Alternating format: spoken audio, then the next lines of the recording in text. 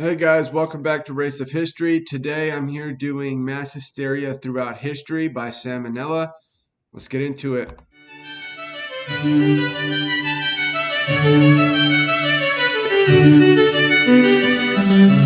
Hey kids, if you've ever been Black Friday shopping or visited the Diablo subreddit recently, chances are you've encountered mass hysteria at some point. Mass hysteria is known medically as mass psychogenic illness, or MPI for short. It's basically just when a bunch of people start acting a fool for no discernible reason other than maybe a stressful environment. Being that this sort of thing is naturally very noticeable, there's loads of documented cases found all throughout history. Let's take a look at a few. This first one is what made me make this video in the first place. So one day sometime in the Middle Ages, a group of nuns in a French convent were enjoying a quiet, uneventful day, until one of them decided to start meowing. You know, like a cat. You'd think this would last all of 4 seconds before another nun was like, "Excuse me, Sister Gertrude, would you kindly cut the shit?" But instead, another nun joined in, and another, until basically the entire nunnery was exchanging mouths like a group of communist trading card enthusiasts. This wasn't just a one-time thing either, it basically became integrated into their way of life. It's said that on a given day, they would stand there meowing in each other's faces for hours at a time. Could you imagine being the first outsider to witness this? You might laugh now, but as they say, everybody gangsta till the nuns start meowing. Yeah, I'm going to be honest. Nuns freak me out a little bit anyway. I cannot imagine walking by and seeing a group of nuns in each other's faces meowing as if they were talking to each other in cat. What in the hell? I'd void my bowels and move to Malaysia without even thinking. Miles more terrifying than this pile of garbage. As you can imagine though, after a while it stopped being scary and just got annoying, leading to the neighbors calling in a band of soldiers to deal with the situation. "Hey guys, can we talk to you for a sec about Yeah, that. All due respect, but we have orders to literally beat the hell out of you with whips till you start acting like people again. Sorry sir, it's just force of habit." Haha, habit. Seriously though, we would rather go to hell for throttling a gaggle of nuns than put up with another minute of your bullshit, caprese? Our next event took place in the parish of Fatima, Portugal in the year 1917. It all started with 3 shepherd children, ages 10, 9, and 7 respectively. They were like, "Greetings, fellow Portugueseites. We've been seeing visions of the Virgin Mary, and she told us to tell you that some real crazy shit's gonna go down in the sky on October 13th. Now, This is a little more common during war times since World War I's going on, I guess. That can explain this a little bit, but we'll see. We'll see how much it catches on with the townsfolk around that. if 3 random farm children started spouting out prophecies to the public today, you'd say, "Ha, what tomfoolery. Go play in some dirt, you dirty little dirt baby." But keep in mind, the past is a different country. Let's go help people customize and save with Liberty Mutual. Okay, who sat at my desk? That's a good taco. What the hell? It's a sandwich. And Portugal's a different country, so that's like different country squared you gotta think about. Plus this was during World War I, a time where a lot of people were holding out for a miracle to begin with. So the kid's story was actually picked up and even spread by local newspapers, to the point where, when the day finally came, at least 30,000 people.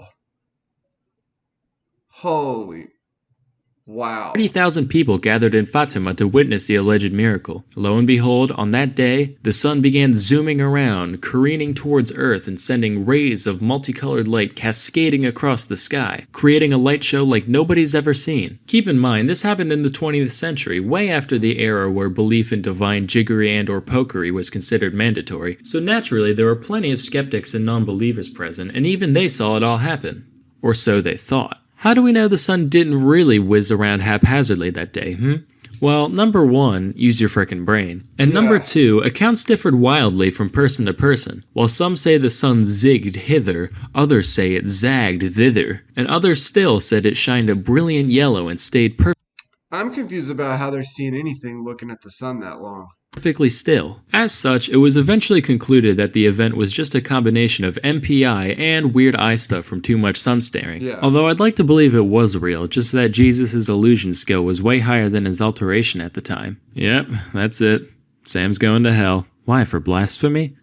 Trust me, that was the least offensive part of that joke. Our next tale took place in 1962 in Tanganyika, which was basically just the beta version of Tanzania. The nation had just declared its independence from Britain the previous year, and with the future so uncertain, tensions were naturally running high around this time. One little girl in a Tanganyikan school ended up handling the stress in a bit of an unusual way. Rather than overeating or staring at her ceiling for hours like a normal person, she just started laughing, and laughing, and laughing. Pretty soon, her classmates at the all-girls school she attended began to join in, to the point where 95 of the 159 students caught the gigglies, which lasted anywhere from a few hours to 16 days straight. Beyond just the unprovoked cackling, other odd behavior included aimless running and occasional violence. The problem got so severe that the school was forced to close down temporarily, leading to the chortlers roaming the streets, spreading the affliction further. Thousands of people from all strata came to be affected, with 13 additional schools being shut down in the progress. Over the course of the hysteria, several other symptoms began to present themselves as well, ranging from obvious ones such as breathing problems, fainting, random screaming, to more anomalous things like rashes. Despite all this, no physical cause could be found, leaving MPI as the only explanation. The epidemic finally died down after between 6 and 18 months of day in, day out laughter, depending on the village. While this whole thing likely sucked for most people involved, it probably could have been worse.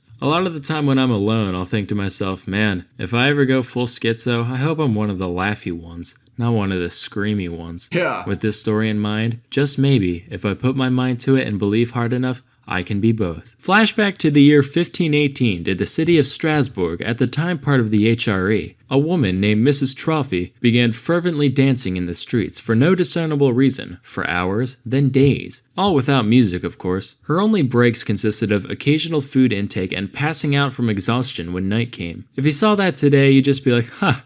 Drugs. But apparently people found it pretty inspiring, because within a week, 34 others had joined in, and after a month, there were around 400. This wasn't your casual bobbing up and down neither. This shit made Zumba look like Tai Chi. Here's the best modern day simulation I could find.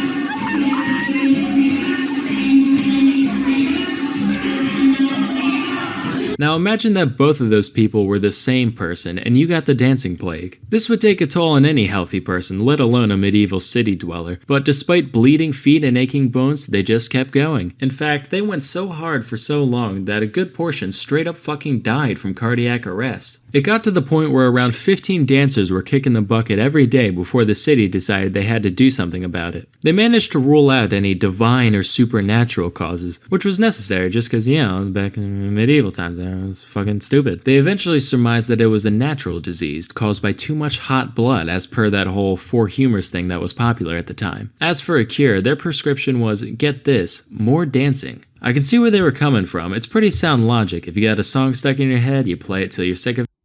I don't know.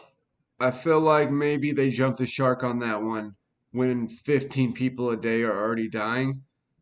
But who knows? Maybe it'll work out. Same kind of thing. But here's where they goofed. The authorities actually went out of their way to facilitate the dancing, setting up a big stage area and even hiring musicians to keep the afflicted moving. All this achieved was attracting more passerby who were like, man, mass psychogenic illness looks frickin' epic, let's get in on that, causing the contagion to become even more widespread. Seeing that their solution backfired, the city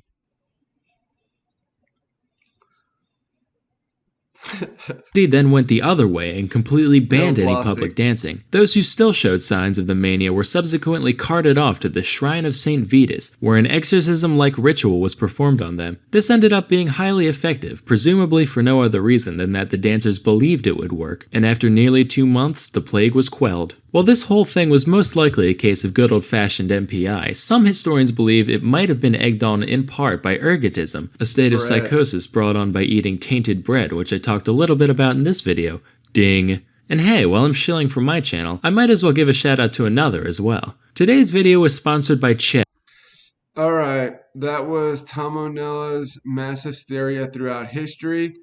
This was Race of History. Help me build a channel over here by subscribing, liking the video, leaving a comment, and I'll see you guys next time.